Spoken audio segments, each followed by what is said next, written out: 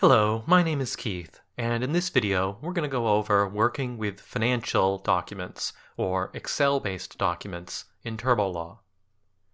Financial forms in TurboLaw frequently open in Microsoft Excel rather than Microsoft Word.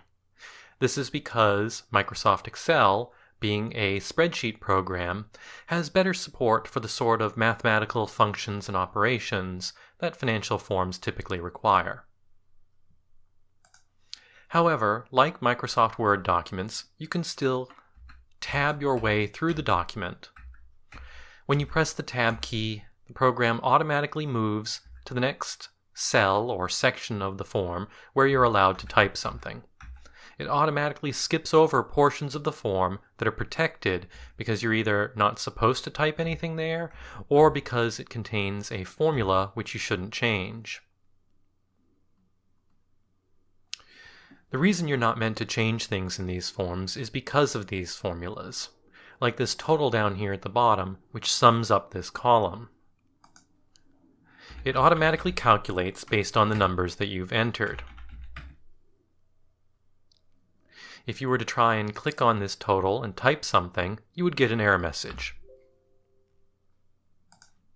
However, like in Microsoft Word, you do have an Edit Document button, which you can use to unlock the document, or in this case the spreadsheet, and make changes even to sections that are protected.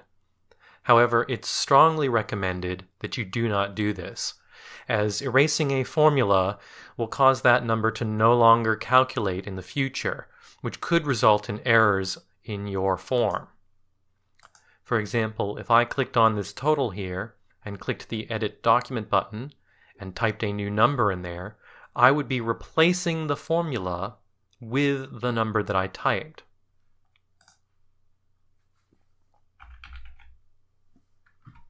If I do this, it will no longer automatically calculate when I make changes to other numbers in the form. Once you've made a change like this, it can be very difficult to go back and fix that formula, which is why we recommend that you don't do it. In this case, I'm able to use the undo operation to restore the formula, but if you had made that change and didn't notice it, you might end up with a form that doesn't calculate properly. So use the Edit Document button sparingly when working in financial forms. One thing you might need to do in a financial form, however, is make notes to explain certain numbers. For example, we might want to explain something about where this overtime income comes from. If there's space for it, there may be an area, such as the one I've highlighted here, where you can type something.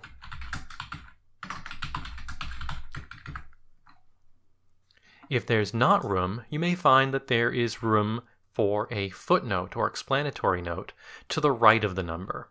You can find these sections by using the Tab key. As mentioned before, when you press the Tab key, it automatically moves to the next section where you're allowed to type something. As you can see here, the highlight has moved just to the right of the number. So we could type something here, for example, the number 1 if this was our first explanatory note. Now we have a footnote for number 1 on this line. If there's room for footnotes like this, you will find as the very last page of the form an explanatory notes sheet with room for you to type in what these actual notes represent. We'll get to that in just a moment. This particular form has a lot of pages represented as tabs down here. Excel experts will know these as additional worksheets. You can click on the individual tabs to move between the pages. You'll also find arrow keys to the left, or in some versions of Excel, to the right of the tabs. These allow you to scroll through the pages themselves. Here's that explanatory notes page I was talking about earlier. If we click on it, we'll go to this page, and you can see that note number 1 has already been entered for us.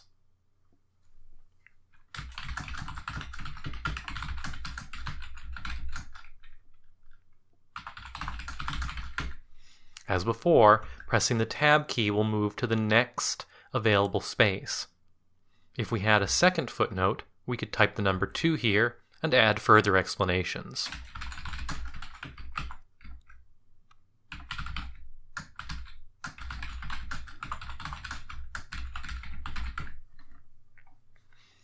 We then might go back to the first page, for example, and add a note next to something else and number it 2.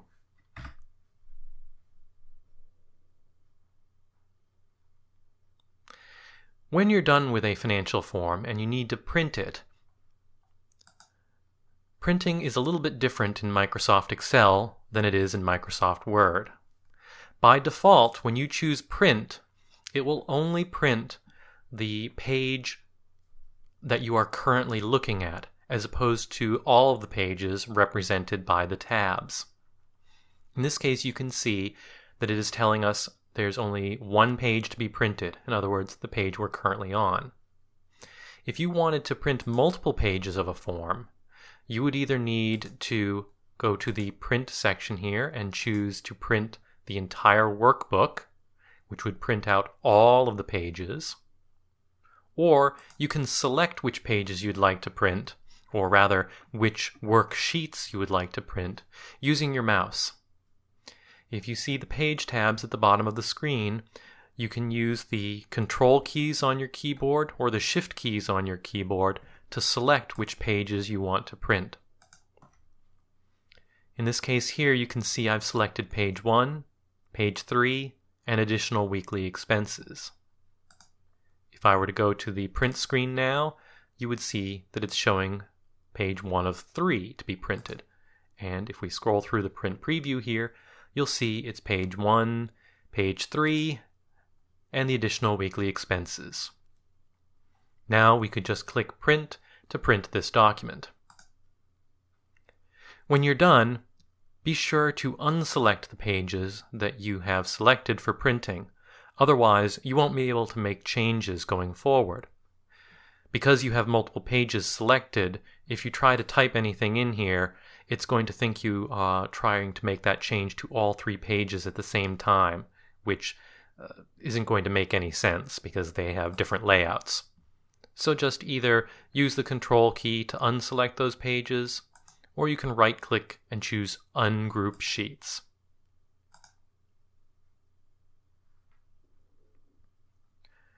Finally, another thing you can do with financial forms, and another best practice, is to use the Save As feature in Excel.